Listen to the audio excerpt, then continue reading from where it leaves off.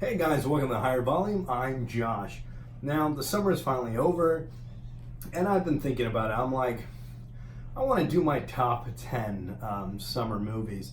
So I sat down, recollected my thoughts, and I got my perfect 10. Now, I'm going to put this list not in any order specifically, but just for fun. And I wanted to show you guys what I think are my favorite summer movies of 2019. Just note right here, Endgame is not on here. And before you guys are like, why isn't Endgame on there? I just want to let you know that I don't consider Endgame a summer movie since it came out in April. Summer blockbusters start in May. So yeah, let's get right into it. Okay, so first off, we have John Wick 3 Parabellum. This one was one of my favorites. Of course, it's on the list, but it had the best action I've seen in a while, especially when it came to any action adventure movie. It had the best choreographic action. The punches were great. They felt real. Keanu Reeves really does his best in this one. And I sat down and I was watching it and I was like, visually, it's stunning. I didn't know, I couldn't say a flaw in the movie. You know, for what it's worth, it is one of the best action films in a decade. You know, these are the kinds of films. The John Wick movies are the kinds of movies that are like, yeah, you know, that's what action movies are made of. That's what it's all about. And I really loved every set piece about it, every form of dialogue. Everything that John Wick does in this movie was badass, and I loved it. All right, next one is going to go to none other than Booksmart. Booksmart, I didn't really think much of it at first. I thought it was going to be your stereotypical, teen kind of movie. And basically, it's the female version of Superbad. And it even has Jonah Hill's sister in the movie, which she does great, by the way. But I wasn't too keen on this film at first. Then when I finally saw it, I was like, holy moly, it's actually good. It's a very good coming of age film, and I highly recommend it to anyone that's into those kind of films and into those kind of genres of coming of age, because I was like, man, I'm really invested in these characters and what they're doing. Yeah, it gets kind of cliche at moments. There are very John Hughes kind of stuff goes on, like how the hell did they get a car into graduation out of nowhere? Like, wouldn't a teacher be like, yeah, you sir, why'd you bring that Porsche into the football field there, please? You know, why no consequences from that? But other than that, it was a great film. It's one of those films that really, like, you'll know the test of time with it. Like, eventually, if you watch it maybe 3 years from now, you're going to be like, oh, that was a 2019 movie. So, yeah. So, my next one is, it's kind of like, when you go to a thrift store and you're looking through something, you're looking for something specific, and then out of the worn out stuff, out of the stuff that's loaned, you eventually hit the jackpot. You find that hidden gem. And that's basically what Crawl is. Crawl came out in the summer of 2019, July, I think. And that one was, it surprised me. I don't know what's wrong with my words. It surprised me. I thought the trailers looked like crap. The promotions looked like crap. The marketing was crap. But actually, I went to go see it around 10 o'clock showing, late showing, and I loved it. I'm a huge fan of creature features, and I was trying not to be biased. I was like, okay, look, I'm going to sit down. I know it's a creature feature. I know there are alligators attacking people in this one.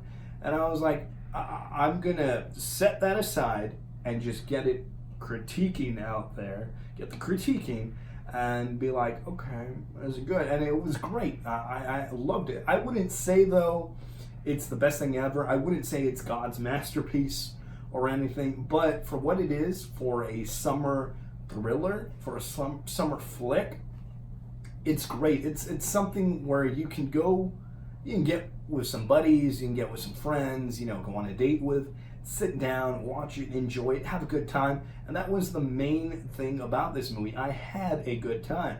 I had a real good time with this movie. So yeah. Okay, so next one is Once Upon a Time in Hollywood by Quentin Tarantino himself. I freaking love this movie. For anyone that knows me, I'm a huge Tarantino fan. I love all his movies.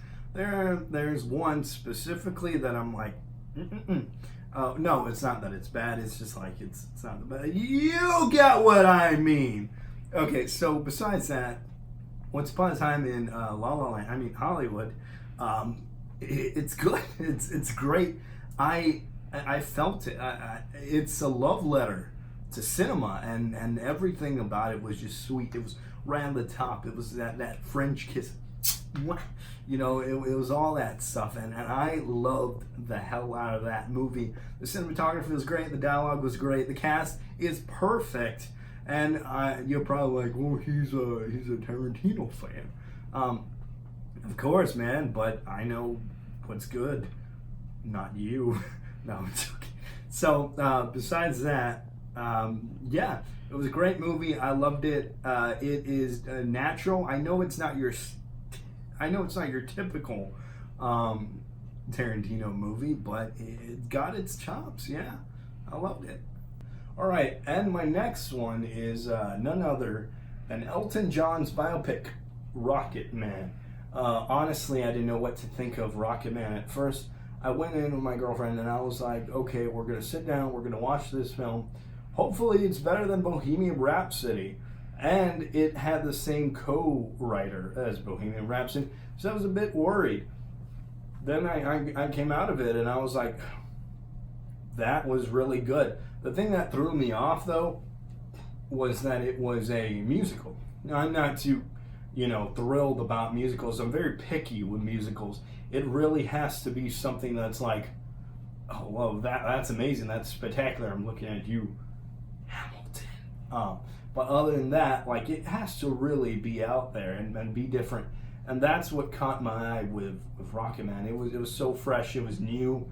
It had some of the same formulas that all musician movies have. Like, he goes into drugs, he goes into depression, he has a great career at some point.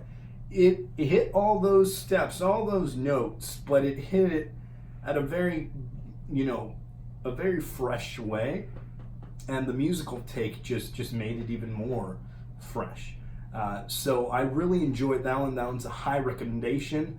If you haven't seen it, go watch it, guys. So next is Spider-Man Far From Home. I don't know why, I was about to say Spider-Man 3. Spider-Man Far From Home, it was the very first movie review I did on this channel, not too long ago. It was exciting, it was good. It was that mainstream MCU feel, but it did it properly. I really have nothing bad to say about that movie, except for the fact that they still got to work on the Peter Parker persona a bit more. And now with the whole Disney and Sony deal, Disney. So because of that, we are now going to get a Peter Parker Spider-Man film that's on his own. And I'm actually happy about that. I know you guys are probably like, oh no, he's a Sony lover, he likes Sony. But the thing is, I just know, that's the facts, man. Facts. But besides the point, Spider-Man, I got super off tangent, man. That's bad. Okay, so Spider-Man Far From Home was great. It was exciting, it was everything I could ask for as of now for a Spider-Man movie. Sequel did so much better than the prior one, better than Homecoming. I'm saying that while I have a Homecoming poster here. Okay, but sorry, it's okay. But yeah, Spider-Man Far From Home, good movie. And the next one is none other than Toy Story 4. I'm gonna have this one on here. I'm a huge Toy Story fan. I love Toy Story. The movie was great. Overall, it was good. It was emotional. It was loving. It was caring. What you know, everything that happened in the third movie, everything that happened in Toy Story 3, I was like, it ended well. It tied itself into a bow, and it was like, yeah, that's the end. That's perfect the way it is. You don't need to do more. I was very skeptical of this fourth one, and then I went to go see it. I loved it. There's a lot of movies. I'm realizing that there's a lot of movies on this list that I was like, and then now it's like, man, it really made my top, and that's what it is. Toy Story 4 is good, though I'm gonna have to say this. It's not really a Toy Story movie. It's more of a Journey with Woody. It's a Woody movie. They should have literally just called this Woody the movie because it's just Woody. But I understand that it's him journeying through the, getting out, learning to get over things, learning to get over Andy. And yeah, no one gives a crap about Bonnie. I'm sorry, no one does. But, it shows how he's getting over, Andy. And that was the whole focus of the movie, is learning to cope with this, learning to get over stuff. And it really hit me in the heart. This one really did something for me. And the next is Midsommar. Ari Aster, my boy! Really good once again. Hereditary. He did Hereditary. And that movie was my favorite movie of that year. Yeah, it was absolutely the best in every way. It was a 10 out of 10 for me, and Midsommar is in there too. Midsommar is perfect the way it is. It felt natural. Sorry, I burped. Oh, Jesus Christ. What is in this? Alright, so sorry about that. Midsommar. Midsommar was great. I loved it. The lighting was good. It felt natural. There was times where it was so creepy. I highly recommend that movie. If you guys haven't seen it yet, go and watch it. It's one of those movies where you need to sit down, you need to concentrate, turn the lights off, make sure that you're the only one in the room so you can get creeped out, and make sure there's a mirror in front of you. I'm just saying it makes it creepier, or I like looking at myself. I don't know. But besides that, it's really good. Ari Aster hit it out of the park. I can't wait to see what else he does in terms of filmmaking. And it is also not the type of movie that's like, oh, it's spooky wooky. It's not jump scares. It's not The Nun. It's not The Nun. Okay, it's your good natural feel kind of movie. So yeah, I loved Midsommar. Okay, and Child's Play. Child's Play was one of my favorites of the summer. It was, I think, my favorite horror movie so far of the year. And that says a lot because it's next to Midsommar. But the thing is, Child's Play felt so fun. It felt so exciting, and I sat there with my popcorn and my cherry Coke, and I was like, look at this. This feels like, your 80s serial killer movie. Now, I know what you guys are going to say. Well, that's not the real Chucky, Chucky was a doll. I like these impressions because people aren't like this. But they're everyone's like, well, that's not the real Chucky, Chucky's not an android. Chucky's not a robot. You say, he's a doll. A serial killer that got into a doll's body. Yes, bro, big news here. It's 2019. Things are progressive. Chucky's progressive. And so yeah, he's an android in this one, not a maniac doll with a human soul. So it was a new take, and I liked it. I loved it. I had so much fun. There were so many jokes that Chucky does in this film. One specifically, this is for Tupac. That one, it was great. I had so much fun with it. I can't wait to get it on Blu-ray because I am gonna watch the shit out of that movie. I loved it. It's one of those good time, get with your friends, get some beers kind of film, and I liked it. And then there's Yesterday. Yesterday is not tomorrow or today.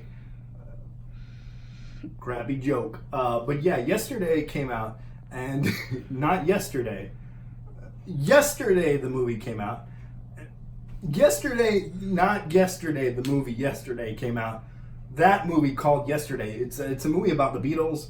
Well, it's technically about this dude that he goes through this Mandela effect all by himself, where he's like, I'm the only one that remembers the Beatles. I thought the trailers looked crappy. You know, I was like, this one's not going to do good. It's about the Beatles. They just play the same 3 chords every song. I'm sorry, Beatles. I love you, ants. But other than that, you know, I sat there and I was like, this is good. Every little set piece, every little artistic thing in that film felt cool. It felt natural. It felt hip. You know, like the kids say, hip. And that, or clout. And that's basically what this film was. It was hip. It was nice. It had a nice touch to it, and it had heart. There's a lot of movies nowadays that are missing heart, and I'm like, they need more heart in it. And one of those examples is Yesterday. Yesterday has all the heart. It has, I know it has cliches, it has those, oh, I love you, and then everybody's there, but it did its mark. It hit a bunch of objectives, it hit a bunch of checkpoints within that film, and it got to me. It got to my heart. I love that movie of this year. It's one of my favorites. So all I gotta say about that, though, is John Lennon.